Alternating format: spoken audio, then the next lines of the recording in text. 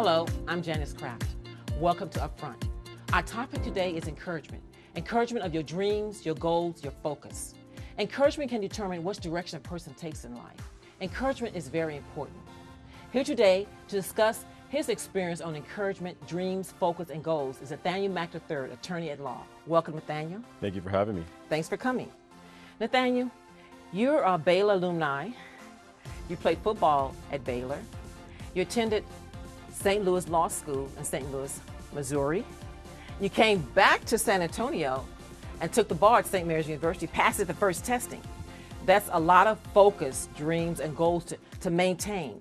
So share with our audience, first of all, how did you maintain your focus through the career, through school, through football? Because everyone has their different ways of maintaining their focus. From your experience, how did you maintain your focus?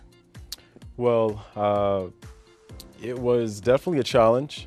It's never an easy task to eliminate distractions in your life, especially at that young of an age.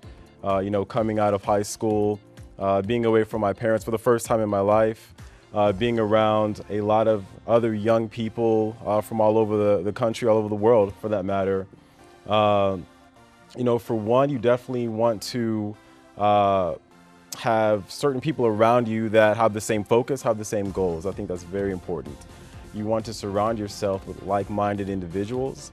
Now, I will tell you, playing football, there are a lot of interesting characters on the team, so there's plenty of distractions, that's for sure. But you want to keep your circle small.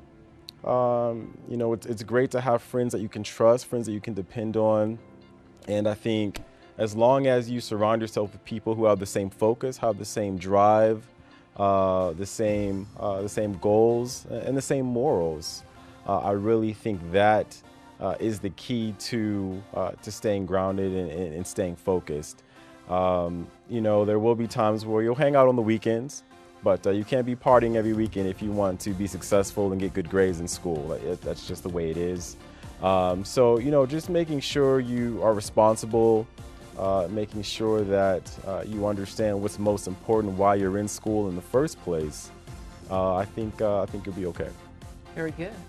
So maybe name us a couple of steps or more on how would a person maintain the distractions, because you have someone's calling, you're trying to study, they said you're coming over, they want to hang out, and of course you want a balance. You don't want to have all work and no play, yeah. But it's very important to have that balance. You want to have fun, like laughter do a good like a medicine. So you want to have fun and laugh, and you don't want to be dull, but you still want to maintain that focus. And sometimes it takes, do you write things down or say I'm determined, or do you leave and go somewhere else? And how do you maintain? Everyone has different ways of maintaining distractions, because you have to have a plan, to me, I think, because if you don't have a plan, then you will get very distracted. You said football distractions and studying can be distractions. Just distractions, just life distractions. And you can have them. You can go to the grocery store and see somebody in there. Okay, let's hang out, and we're going to go here and drive here. We're going to pay for it all.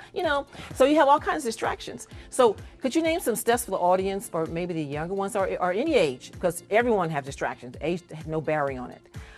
Name some steps at home you would maintain some of the distraction. What would you do? Or what did you do? Or what would a person do? Absolutely. So first of all, you want to map out your goals, and these can be long-term or short-term. For me, I would map out my goals on a weekly basis. Each day I would know what I needed to do, and I would designate certain times to accomplish those tasks for the day. So waking up in the morning, I knew I had class certain times. I would designate times to be in the library to study. I would designate times to hang out with my friends, designate times to work out, be in the gym, of course, practice. They tell you when to be there, but you have to schedule certain things around your obligations. But if you're organized and you keep everything kind of planned out, it's a lot easier to tell someone, hey, I can't hang out right now, because you know what you have to do already, as opposed to just going off of a whim and just living life, carefree, which is fun sometimes, but it's hard to take care of business when distractions come up, because you don't have something necessarily planned for that particular time, and I'll push it back to later. Next thing you know, it's 12 o'clock at night, you're tired, you didn't do what you wanted to do with that day, and that can go on day after day until you actually kind of anchor down and come up with a plan. You know, buy yourself a daily planner, buy yourself a calendar, and just write down, this is what I want to get done every day. And that develops a pattern of responsibility, of organization, and it makes it a lot easier to stay focused and eliminate some of those distractions. Very good. When you were talking, I was thinking about peer pressure. Peer pressure. We have peer pressure at all ages. All the time. It doesn't matter. Yeah. So how do you handle that cordially? When someone that's just your friend and they still insist, how do you handle that without hurting their feelings? Or do you think about, well, it's too bad? How do you handle it cordially, rejecting them? Because you have to reject them. Otherwise, they'll keep coming and coming and coming for the peer pressure. Because peer pressure is there. And sometimes we do succumb to peer pressure. Yes. We say, okay, well, next time I'm not going to do it. And I succumb again. Next time I'm not going to do it. So how do you buckle down and be cordial at the same time? Well, peer pressure is around us at all times. It was around me in high school, and I'm a lot older now, and it's still there. So, honestly, if certain people are truly your friends, they're going to understand when you tell them you can't do something because you have to study or because you have to work, or in my instance, I have a trial coming up or depositions I need to prepare for. If they're truly my friends, they're going to understand that. They're not going to put pressure on me or make me feel bad for not having the time to go out to the movies with them or go out of town with them. So I think it's just people who really don't truly care for you that are not going to understand that you have priorities and you have certain goals in mind. And just sometimes you can't do those things. So don't be afraid to say no, first of all. Don't be afraid to say no. You've got your goals, you've got your plans mapped out, and not everyone's going to fall within that plan, unfortunately. That's why I said, you're going to have a small group of true friends that are going to understand your goals, your dreams, and have your best intentions at heart. So, young folks or folks in general, just don't be afraid to say no to people when you have priorities that are just more important. That's very good. Another thing jumped out maybe when you said friends. Some people, that's how you determine who your friends are. If they really care about you and they will want the best for you. Absolutely. They're genuine friends. And I know sometimes as soon as the peer pressure starts in again, and you still want the friends that you thought were friends, you still want to hang on to them. But sometimes along the way, you do have to let go friends as you go. Yes, you have to let go. And that's, it's a hard lesson at times. There's friends I've had to let go from high school, from college. We took different paths, and that's going to happen. You're going to have friends when you're younger that you're not going to have throughout your entire life, and you're going to meet new people, and you're going to develop new relationships. That's just life. And at the end of the day, just stay focused on what's most important to you. People will come and go out of your life. It's going to happen. But as long as you stay focused, that's really all that matters at the end of the day. And those people that are truly friends, I believe, will be there in the end. Very good. And I was thinking with recreation. So when you take time out and you're focusing, you're studying, what type of recreation that you would like to do? I mean, because I know you were in St. Louis, it's snow, snow. Skiing, and then you need a beach. So, those temptations and, people come to you. But what's the recreation that helped you? Sure. Recreation, it does help you. It kind of relaxes you. Absolutely. It's not only just having fun, but it releases tension in a lot of ways, and it helps you. It's very advantageous, not just fun only, but it just helps your body from head to toe, not realizing how the exercise helps your whole body. Yes. So what recreation helped you? Sometimes you can just go to the box and just box something, and that helps get the tension off, and then you go back to studying. Yeah. And sometimes people rather go to the beach or run around. So what helped you? Well, you're 100% correct on needing a balance in your life. You don't want to all be work-based. You want to balance that with leisure activities, with time with your family, with your friends. That's always important. Even now as an attorney, it's very important to stay balanced in your life, because you can find yourself constantly working and not actually, relaxing and letting stress go. Getting back to St. Louis, there was a lot of snow. Fortunately, not as many temptations in St. Louis. No beach, no mountains. You can go down to the Arch, of course, go to some baseball games, great baseball city. But at the end of the day, I went to the gym. That was my #1 way to release stress and tension, working out, for a few reasons. One, I look better when I go to the gym. and that's always a good thing. Secondly, you feel better, just health-wise. You have more energy throughout the day. You just have more drive, and it's a great way to get your mind off of the books, get your mind off of just the stresses of life. So, whether it's lifting weights or playing basketball, swimming, doing some kind of aerobic class, just getting those endorphins going are very important, and I think is pivotal to a successful endeavor in whatever you do. Oh, that's a good point. Because listen, the audience is listening to you. It's very good for the whole body, and for the brain, and for just from the head to toe, as I was saying earlier. Yes. So if someone thinks of some steps that say, well, how can I decompress or something, and just go to the gym, whatever's good. For me, it's good for the gym. It helps me when I go to the gym. It relieves a lot of stress also. And like I said, some people, something else. Some reading may help some people. They may be comforted when they read and they just relax. Absolutely. You need that, to say, you need that balance. Yeah, and it doesn't have to be the gym or even any kind of exercise. I mean, going to the movies is a great way to kind of escape. I love watching sports as well, watching a ball game, reading a book. If you like writing, just any other hobby you might have, the most important thing is just have a balance of your work life and your private leisurely life. Spend time with your family, spend time with your friends. I love to travel. If you can get away for a day, go to a park or go hiking somewhere, as long as you kind of escape the stresses of life and keep that balance, that's going to be very important to your all-around well-being. That's true, because traveling broadens your horizon. I love it. Oh, that's my favorite. And you rejuvenate. Like some people take a break. It's like, don't take a break, work through the whole thing. But it's best to take a break, because it helps come back, and you are a better worker. It helps you relax, and your brain gets better all overall. So take a break, and when you travel, like you said, it broadens your horizon. You come back and you have a different outlook. And then you kind of run out of it, and you go back and travel again. Yes. And you run out of it, and you go back and travel again. You keep wanting to go experience it, because there's so much out there to experience. It's a big world. I recommend anyone who has never really traveled and has the opportunity to do so. That's what I enjoy doing when I have the time, whether it's in the U.S. or abroad. But that's definitely a great way for me to escape, my world. And you want to work, and then sometimes you're going to hit a dead end, or you're going to, get frozen in your ideas, and you're going to want to hit the reset button. So just get away for a while and come back with some new ideas, some new energy, breath of fresh air, and, continue on. Very good. We talked a little bit about goals and keeping focus. Let's talk about some dreams. Okay, so encourage one on dreams. Well, and I'm thinking of dreams. Most people have more than one dream.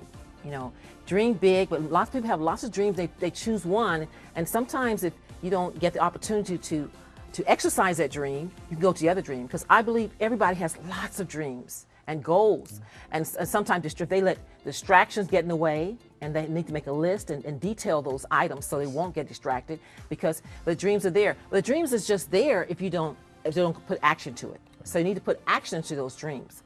So think of some ways that you can share with the audience to put actions in some of those dreams. And also, you can try your dreams at any age. If you're not able to ability to do those things, you can coach. Or maybe you want to be a basketball player. Maybe you want to play basketball or sew. And if you get older and maybe you're not able to do some of the things, you can coach. You can write a book on it. You can do so many things. Your dreams can still, as long as you're alive, there's a plan for you.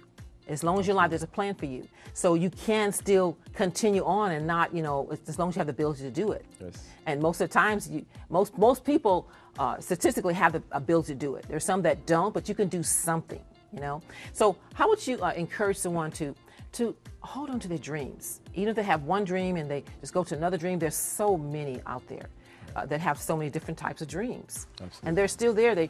I believe God put a dream in there for each person, for their heart. And each person is their own individual dream. And once you determine what that is, to go for it. And no matter what age, sometimes it can take decades. Yeah. Sometimes you can be younger and you're like, this is what I want. You can be 10, 20, 30, 40. You can be whatever age. Absolutely. But that dream is in there. And when you think about it and you realize what it is, it's just so great to me. It's just rejuvenating to think about going out there and trying that dream. You never know unless you really try. Okay, so think of some ways that some person could try their dreams. Should they just travel? Travel be one, because I did that. One of my dreams, I went out there and traveled, and it encouraged me to pursue that dream, to keep that dream up. Think of some ways that person should, that you, from your experience, a person would want to continue their dreams, pursue their dreams. Sure. Well, like you said, you're never too young or too old to fulfill your destiny. And I truly believe that. Whether you're a child, whether you're someone who has already had children, you can always get out there and fulfill a dream that you've always had or that has developed within you. The first step I would take is, of course, figure out exactly what it is that I want to do, and then think about the steps that it's going to take to get there. Because like you said, dreams without actions, it's fruitless, it's worthless. You're never going to accomplish it. It's just going to be a thought, it's going to be a waste of energy. But you have to think about, okay, what strategically are the steps that I can take to accomplish my goals? So of course with me, and I can use myself as an example because it's the easiest, getting to the point where, I'm an attorney and I have my own firm. It takes time, and that's one thing I want everyone to know. Whatever your dreams are, whatever it is you want to accomplish, you have to be patient. Nothing beneficial in your life, nothing great in your life will come easy.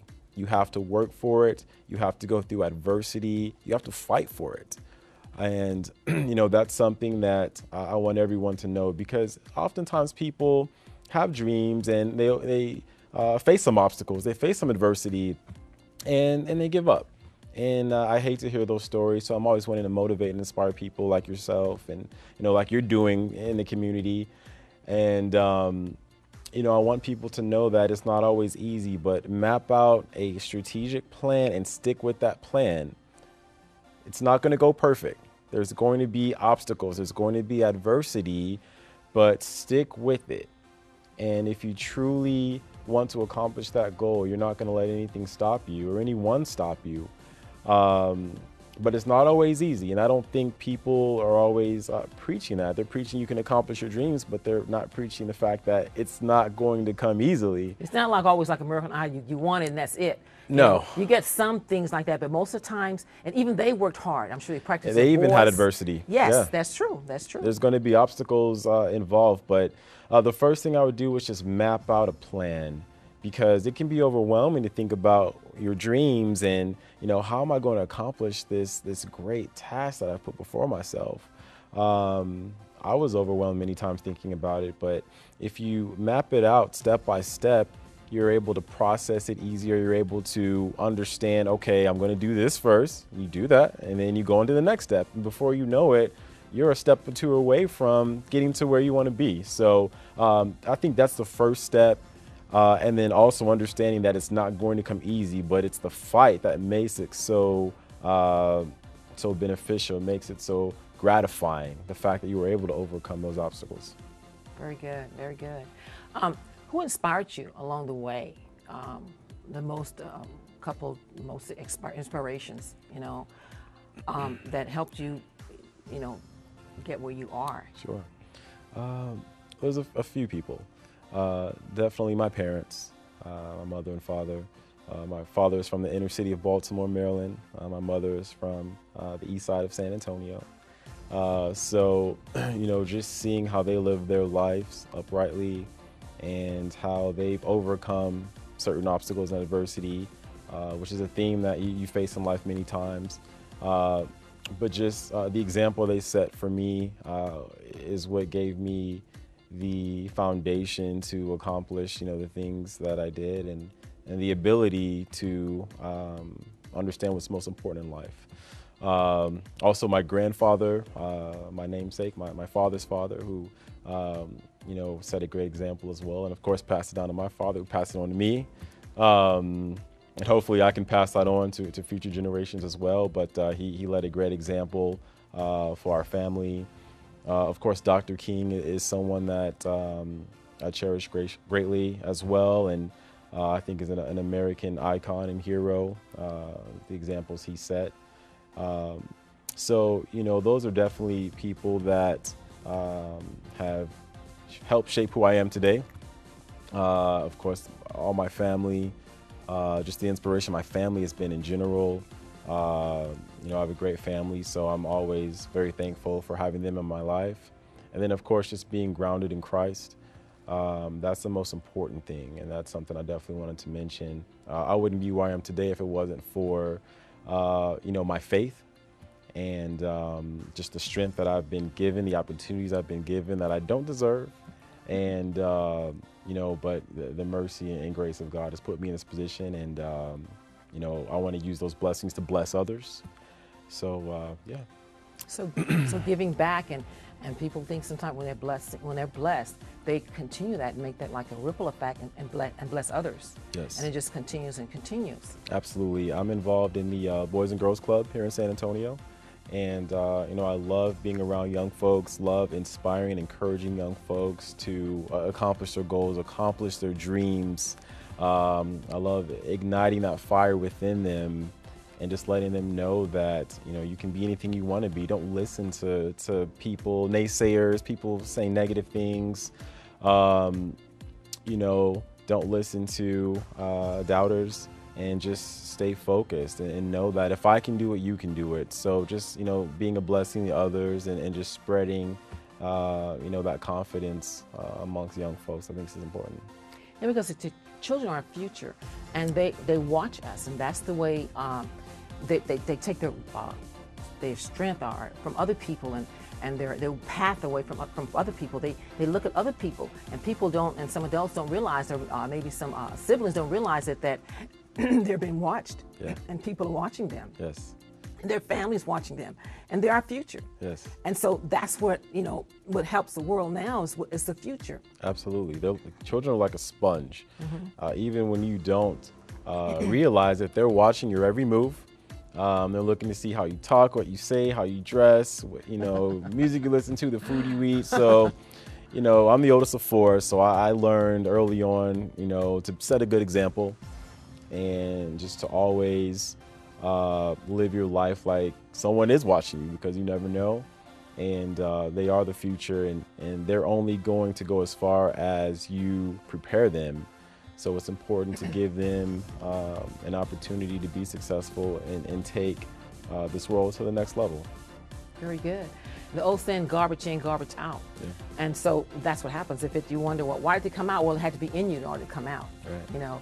And so they listening to you, and they spurge out this garbage, and you wonder, well, where'd you get that from? Well, they heard it from somewhere. I heard it from somewhere. Yeah. And just because they're a person's adult doesn't mean that they still should display that to a child and say, well, okay, you can't, it's okay, I can do it because I'm an adult, but you can't. And they don't quite understand that. Right. And then because they don't understand that, they're still not going to listen to that. They're just going to go by what they see. Because you can share something with someone and tell them about something, but your actions is what's going to, it's kind of like love is a verb. Right. Yes, I love you, I care for you, but how are you treating me? Right. Are you treating me with respect? Are you treating me with love like you say you do? So they're watching all of that. Absolutely. And so that's very important. That's a great song, by the way, DC Talk. Love is a verb. Oh, love is a verb. That's what I thought of. Really? Great song. Love is action, and it is Absolutely. in so many ways, and people don't realize that. They're just like, hey, well, I just see you in a couple of years, and then I really love you. But then they near, but they don't participate in your lives, and so as someone that's your friend, they want to be a part of your life, and that they want to love. So, yes. And the more they have the love of God in them, the more they want to love someone else, because He is love. Right. He doesn't sound like love, doesn't look like love, doesn't act like love. He is love. Right. And so, and you want to love other people, and this love it surpasses so many things when it's just true love. Absolutely. And children know when you're being authentic. Yes. They can kind of tell. They can detect it better than some adults. They can. Yeah, they really can. Love opens up a lot of opportunities and a lot of doors. When people see you, with your positive spirit, with a smile on your face, like you always have, that spreads. And you never know what kind of day someone's having. And when they see you smile, and when they see you being kind to them and saying positive things, you can change their day or their life. You never know. So I think living your life with love being at the forefront is essential. Very good. Appreciate it very much. I want to, anything else you want to expound on before I conclude it with encouragement? I just want everyone out there who has dreams, who has goals, who has desires to never give up. The position that I'm in was not easy. There were times where, I wanted to give up, and, I was alone in a room just thinking about my life and what direction it was going in. But, I stayed with it, and, with God's strength, I was able to get to this point. But it took a lot of patience, it took a lot of discipline, and it took a lot of hard work and people who were willing to lend a hand to me and open up doors and opportunities for me to get to this point. So stay with your goal, whatever it might be. Don't ever give up. And, as long as you understand that and you have a mapped out plan, you know exactly what you need to do, just go do it. Very good. Thank you very much, Nathaniel Mack Thank you for having me. for coming as my guest. Absolutely. I really appreciate you joining me. I want to expound on encouragement right in conclusion. Encouragement helps a lot. And with encouragement, you can accomplish your dreams and goals at any age. So don't be dissuaded by your age, whether young or older. So you can accomplish, because you can do all things through Christ who strengthens you. You can do it, So think about that. Thanks for watching Up Front. This is Janice Craft. Have a good evening.